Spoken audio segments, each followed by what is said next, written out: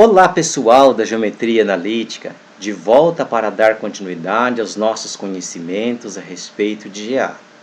Hoje vamos estudar uma maneira bem simples de calcular o ângulo formado entre dois planos.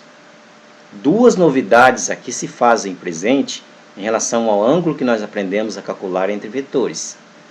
Ângulo entre vetor pode ser negativo. Ângulo entre dois planos é sempre um número não negativo.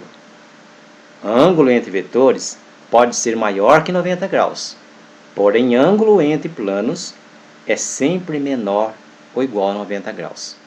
Desejo a vocês um bom estudo. Vamos lá então? A expressão ângulo entre planos refere-se ao ângulo formado entre esses dois objetos. Vamos partir do princípio que nós conhecemos as equações cartesianas destes dois planos e queremos determinar o ângulo formado entre eles. Nós vamos usar esta notação para representar o ângulo formado entre esses dois planos. Então, para determinar o valor deste ângulo, nosso raciocínio parte do seguinte princípio.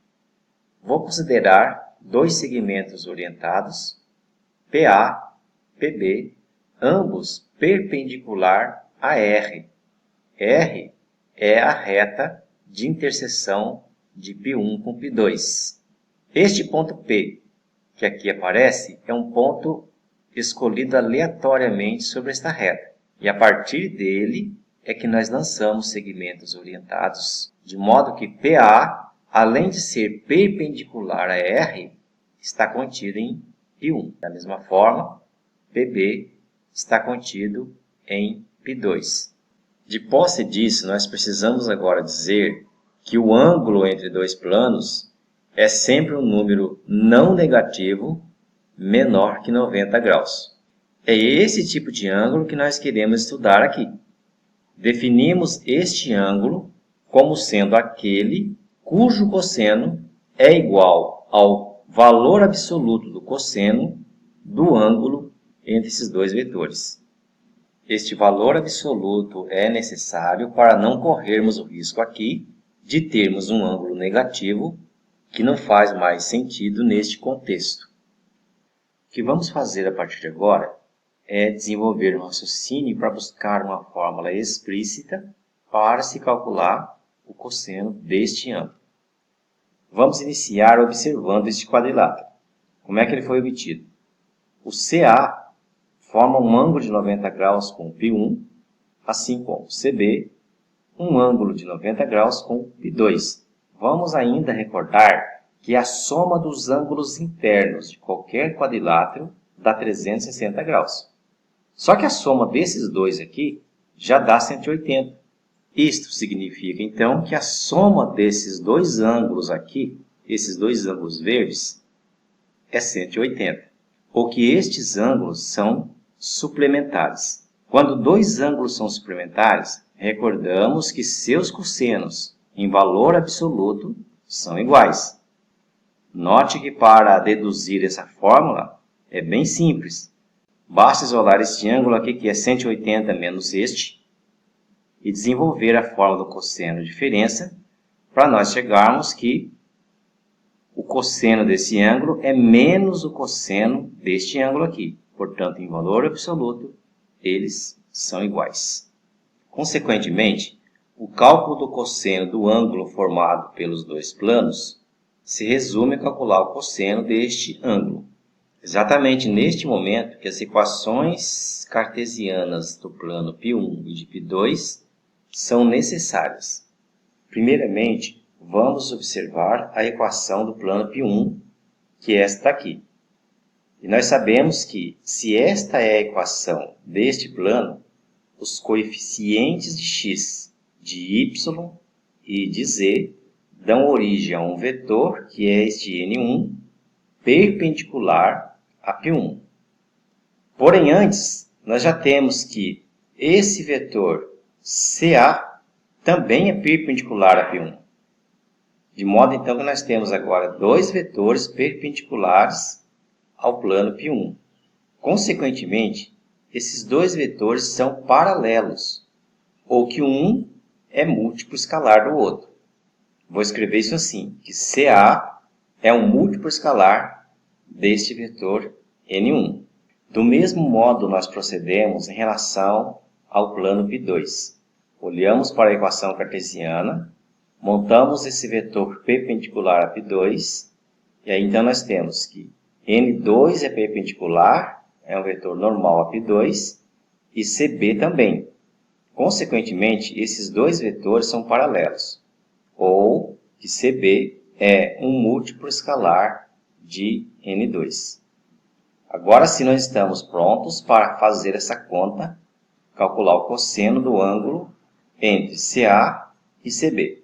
Usando o fato que o CA é um múltiplo escalar de N1 e que o CB é um múltiplo escalar de N2, nós temos que o cosseno desse ângulo, que a princípio é o produto interno desses dois vetores, dividido por essas normas. Substituímos então este vetor por alfa vezes N1 e este vetor por beta vezes N2. Substituímos neste quociente para obter, então, esta igualdade. Agora, aqui nós vamos utilizar as propriedades que nós conhecemos de produto interno e de norma. Esses escalares saem do produto interno, tanto o alfa quanto o beta. Então, o alfa vai sair da primeira coordenada e o beta da segunda. E no denominador, o alfa vai sair em módulo, de modo que ao final nós teremos alfa dividido pelo módulo de alfa. Assim também como beta dividido pelo módulo de beta. Alfa sobre o módulo de alfa é mais ou menos 1. Beta sobre o módulo de beta é mais ou menos 1.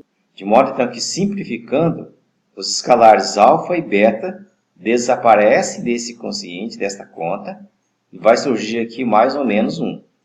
Ou seja, em valor absoluto, esses números são iguais, para obtermos então, afinal, que o cosseno de π1, π2 é o valor absoluto deste quociente, envolvendo apenas N1 e N2.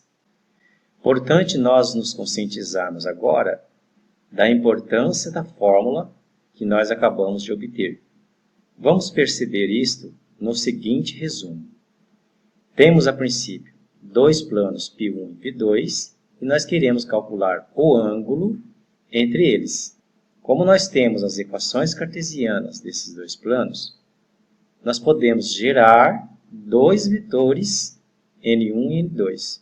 O primeiro perpendicular a π1, o segundo perpendicular a π2, onde as coordenadas de N1 são os coeficientes A1, B1 e C1. As coordenadas do vetor N2 são os coeficientes A2, B2 e C2. Portanto, esta fórmula que nos dá o ângulo entre os dois planos depende exclusivamente dos dois planos. É só aplicá-la e obter o ângulo que nós queremos calcular. Para encerrar o vídeo, faz muito bem um exemplo neste momento. Então, aqui está dois planos π1 e π2 com suas equações e vamos calcular o ângulo formado entre eles. Vamos lembrar que a primeira coisa que fazemos é lançar mão de vetores perpendiculares. Este perpendicular a π1 e o N2 perpendicular a π2. Vejamos bem que os coeficientes de x, de y e de z são as componentes de N1, enquanto que os coeficientes de x, de y e de z da equação cartesiana de π2 é que dão origem às coordenadas do vetor N2. Então, agora é o uso de fórmula direta.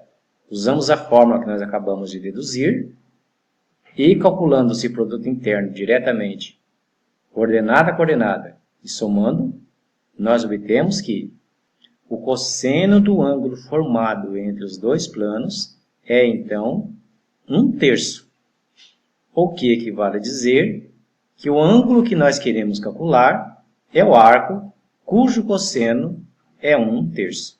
E mais uma vez, pessoal, encerramos aqui, então, mais um assunto de geometria analítica. Espero mais uma vez ter ajudado vocês. Bons estudos e até o próximo vídeo.